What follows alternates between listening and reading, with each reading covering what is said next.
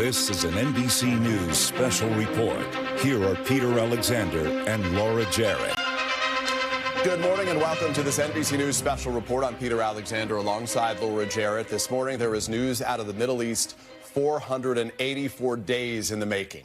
An American-Israeli hostage, Keith Siegel, who has been held in Gaza since the October 7th Hamas terror attack some 484 days ago, has been freed along with two other Israeli hostages. In return, the Israelis are freeing nearly 200 Palestinian prisoners. There he is, our first look at Keith Siegel after that extended stay in captivity, being held by Hamas, released today in Gaza. This is the latest of 4 handovers in a ceasefire deal that ended 15 months of intense fighting. NBC's chief international correspondent is Keir Simmons. He's in Tel Aviv with an update right now where I trust there are celebrations, but also still grief that more remain held in captivity. Keir.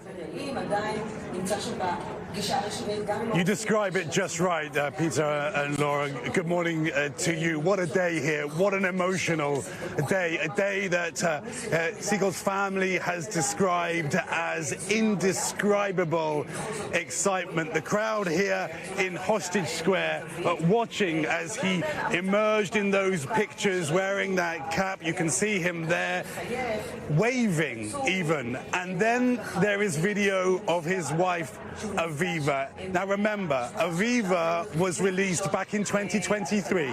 She had to say goodbye to him. This is her watching that moment and her reaction to seeing her husband like that, free for the first time in more than a year. He is the first American. You just can't. There's so much emotion in that video, right? Remember, he is the first American to be released in this ceasefire. He's the first American to be released alive since his wife Aviva there was released, and he told her, "I will be strong."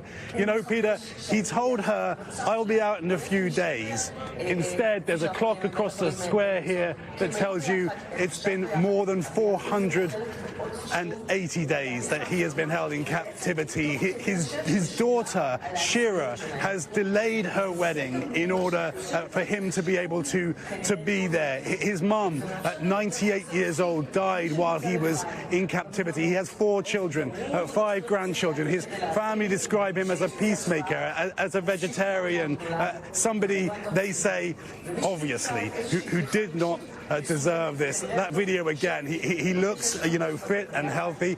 He's now at Ream military base. We don't know at what moment he will be reunited with Aviva, but that will be extraordinary. Their daughter is putting out videos on Instagram of the family's reaction. We wait to see that incredible moment. And of course, as you mentioned, it is bittersweet. These are moments of elation, but also really difficult moments. There are 2 other hostages released today.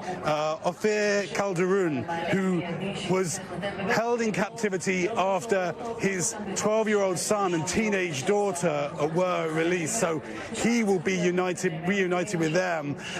There are families being reunited, but there are also families who are not. So Yarden Bibas, now he was held along with his wife and 2 children, including his little boy, Kafir, and there is no news of them yet. So as we watched him walk out, incredibly painful, because he will know that while he is now safe here in Israel, his wife and 2 children are not, and the worries for them, the concerns for them are just growing, Peter and Laura.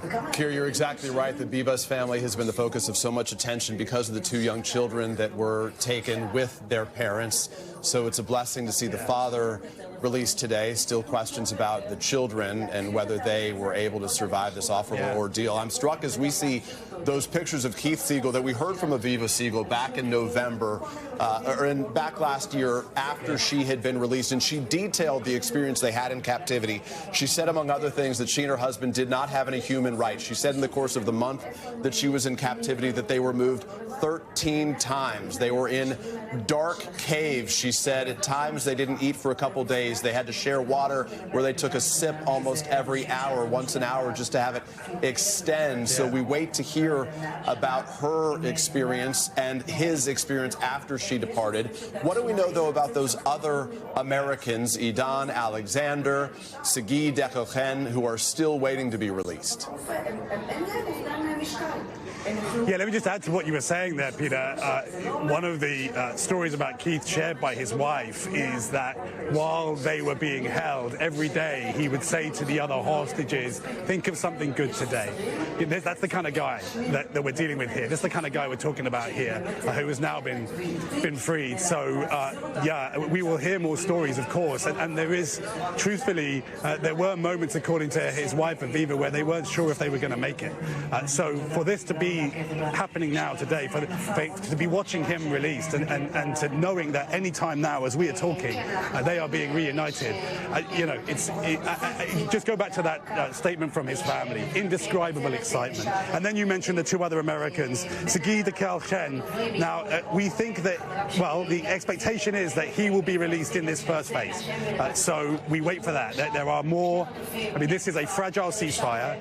I think you can say that every time there is a release like this, it gets a little firmer, if you like, but there are consistently moments where it looks like it could be knocked off balance. So we wait to see Sagi released in the same way as we just saw Keith released, and then Idan, yeah, he's looks like he will be released in the second phase, and the talks over that phase begin next week.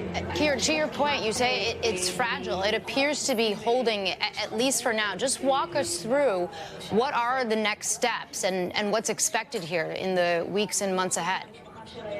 Yeah, I mean, look, the ceasefire is holding, and these families are hoping, even so many families that still haven't been reunited, still haven't seen their loved ones.